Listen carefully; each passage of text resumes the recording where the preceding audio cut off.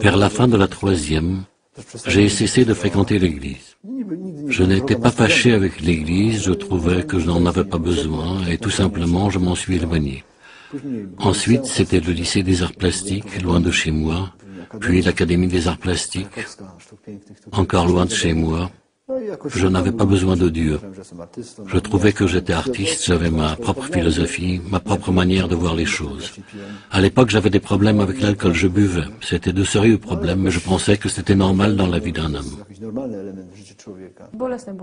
Ma vie a été douloureuse, mon enfance aussi.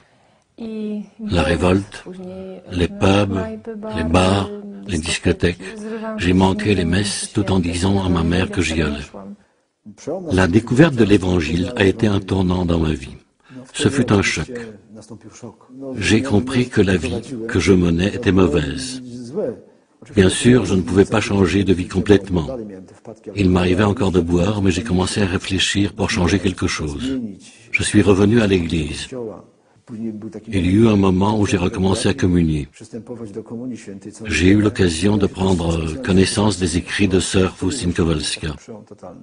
Ce fut alors un retournement total. Je me suis mis à prier régulièrement, entre autres choses, le chapelet à la miséricorde divine et le rosaire, et les fruits en sont apparus très vite. J'ai communié régulièrement, puis de plus en plus souvent. J'ai commencé à demander à Dieu de m'aider à sortir de cette mauvaise habitude, à changer de vie. Au bout de 8 mois, un vendredi saint, j'ai fait le vœu de ne plus boire. À partir de ce moment-là, c'était en 1987, je n'ai plus bu. J'ai arrêté l'alcool et les cigarettes le jour même. Nous étions chez cette tante. Elle priait le chapelet à la miséricorde divine. Ma tante, que faites-vous? Tu vois, je prie. Est-ce que je peux prier moi aussi? Je m'agenouille dans la cuisine. Nous avons pris la moitié du chapelet car j'ai commencé en route. J'ai beaucoup aimé Jésus sur la croix. J'ai demandé à ma tante de me donner cette image. J'ai fixé mon regard sur Jésus. Il était couvert de sang. J'ai entendu dans mon cœur, je t'aime, regarde ce que j'ai fait pour toi. J'ai répondu comme si j'étais une enfant. Je ne savais pas. Et j'ai commencé à pleurer. Tout a commencé comme ça, une telle expérience de ce grand amour de Dieu à travers le chapelet à la miséricorde divine. J'ai prié seulement la moitié du chapelet et Jésus a eu pitié. Quand j'étais petit, ma mère m'en parlait de Jésus. Je savais que les hommes l'ont cloué sur une croix et qu'il est ressuscité. Mais je ne connaissais pas Dieu. Ma vie n'était pas intéressante. Il y a eu beaucoup de mauvais. Quand j'avais 16 ans, une religieuse est venue dans l'orphelinat et m'a emmené l'été en Pologne. Elle me parlait de Dieu, de la prière. J'ai commencé à réaliser que Dieu m'aimait, que j'étais important pour lui. Un samedi saint, j'ai été baptisé. Après le baptême, j'ai communié. J'ai senti alors dans mon corps une chaleur. Depuis, beaucoup de choses ont changé. Je suis devenu meilleur. J'ai commencé à aller à la messe. Ainsi, ma vie a changé. Au lieu de sortir le soir dans des pubs, je restais assise dans mon fauteuil pendant des heures. Je lisais le petit journal de Faustine. Il y a dans ce livre un très beau passage. Peut-être je m'arrêterai avec ce passage. Le Seigneur Jésus dit à Faustine, si je te découvrais toute la misère que tu es, tu mourrais de peur. Mais c'est parce que tu es une si grande misère que je t'ai découvert tout l'océan de ma miséricorde.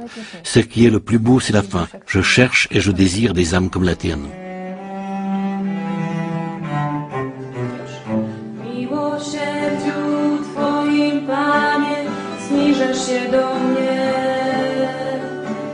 W miłosierdziu Twoim, Panie, zniżasz się do mnie. W miłosierdziu Twoim, Panie, zniżasz się do mnie. W miłosierdziu Twoim, Panie, zniżasz się do mnie.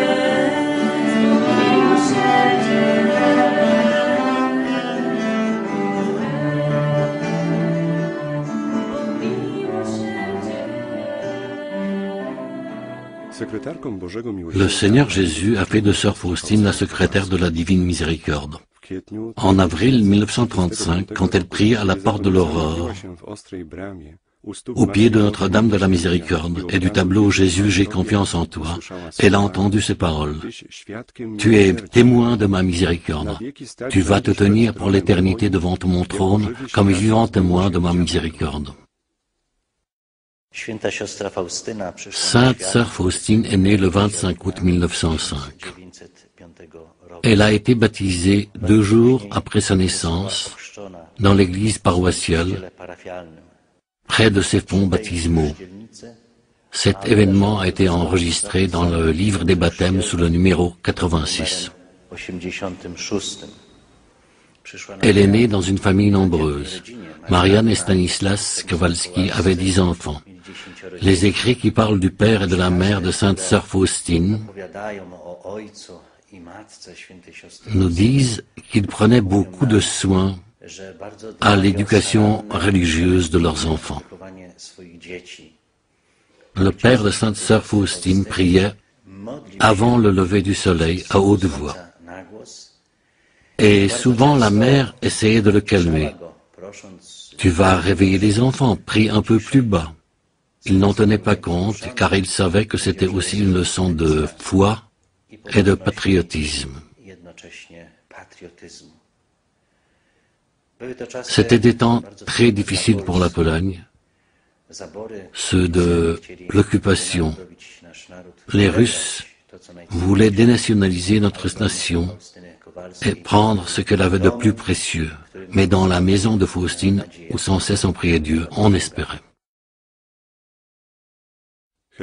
Hélène voulait entrer au couvent, mais ses parents n'ont pas accepté. Dans cette situation, elle est partie et a commencé à travailler à Łódź, où elle tenait une maison et s'occupait des enfants.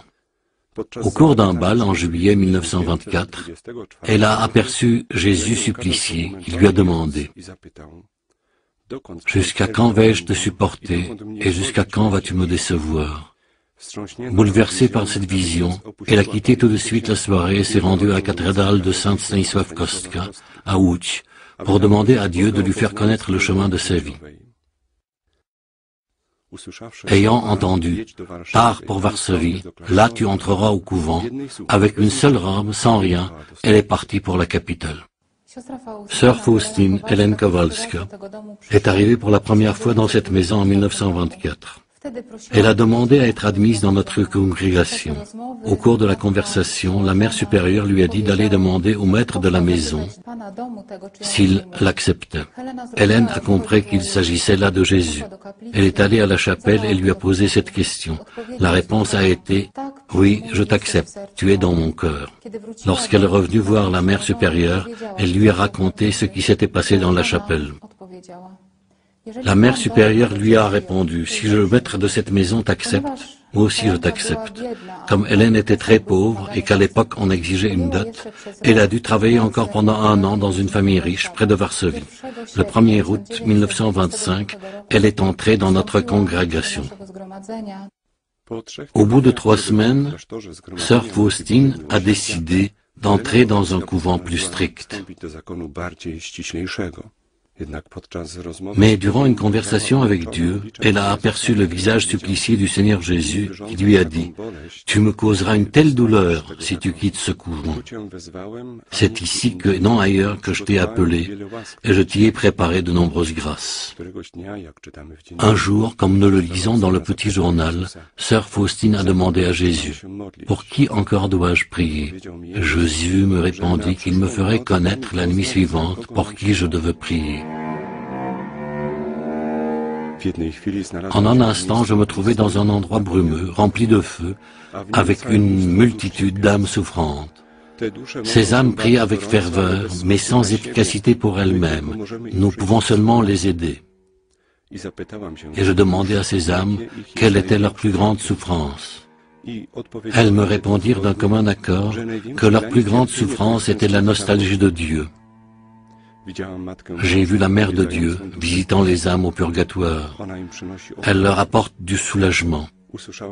J'entendis une voix intérieure qui me disait « Ma miséricorde ne veut pas cela, mais la justice l'exige. » Le 23 janvier 1926, Hélène Kowalska part au couvent de Cracovie-Łagiewnicki. Dans cette maison de la congrégation, elle a reçu un habit religieux et le prénom de Marie Faustine. Après avoir terminé le noviciat et participé à une retraite, elle a prononcé ses premiers vœux de chasteté, de pauvreté et d'obéissance. En 1930, Sainte Sœur Faustine arrive à Płock. Elle y est restée plus de 2 ans. Elle a travaillé dans la cuisine, au fourni et à la boulangerie. C'est à Płock que le Seigneur Jésus lui a ordonné de peindre un tableau avec l'inscription « Jésus, j'ai confiance en toi » et a exigé d'instituer la fête de la miséricorde divine. Dans le petit journal, à la date du 22 février 1931, elle a noté les paroles suivantes. Un soir, quand j'étais dans ma cellule, je vis Jésus vêtu d'une tunique blanche, une main levée pour bénir, la seconde touchant son vêtement sur la poitrine. De la tunique entr'ouverte, sur la poitrine sortaient 2 grands rayons, l'un rouge, l'autre pâle. En silence, je fixai mon regard sur le Seigneur. Après un moment, Jésus me dit, « Peins un tableau selon l'image que tu vois, avec l'inscription « Jésus, j'ai confiance en toi ». Je désire que l'on honore cette image d'abord dans votre chapelle, puis dans le monde entier. Le Seigneur Jésus a dit également, « Je promets que l'âme qui honorera cette image ne sera pas perdue. » Je lui promets aussi la victoire sur ses ennemis dès ici-bas, et spécialement à l'heure de la mort. Moi-même, je la défendrai comme ma propre gloire. Le 1er mai 1933, à Cracovie, Sœur Faustine a prononcé ses vœux perpétuels. Après cette profession, elle a noté « Je suis en lui et lui en moi. Dieu envahit tout mon être. » Ensuite, elle a été envoyée dans une maison de la congrégation à Vilnius. Sœur Faustine arrive à Vilnius où elle va habiter dans une petite maison à Antokol. Elle s'occupait du jardinage et d'autres travaux et c'est là qu'elle a rencontré l'abbé Sopocko. Il est devenu son confesseur et directeur spirituel. Par son intermédiaire, elle a fait connaissance d'Eugène Kazimierowski. Et ce tableau a été peint ici, dans cette maison, par Eugène Kazimierowski. Je pense même qu'ici, dans notre chapelle. Quand Faustine a vu le tableau peint, elle est devenue très triste et s'est plainte à Jésus. « Seigneur, qui te peindra aussi beau que tu es en réalité ?» Alors elle a entendu, la grandeur de ce tableau ne réside ni dans la beauté des couleurs, ni dans le coup de pinceau, mais dans la grâce que je donnerai à travers lui. À plusieurs reprises, Jésus a dit à Sœur Faustine que ce tableau était un outil par lequel il voulait donner des grâces.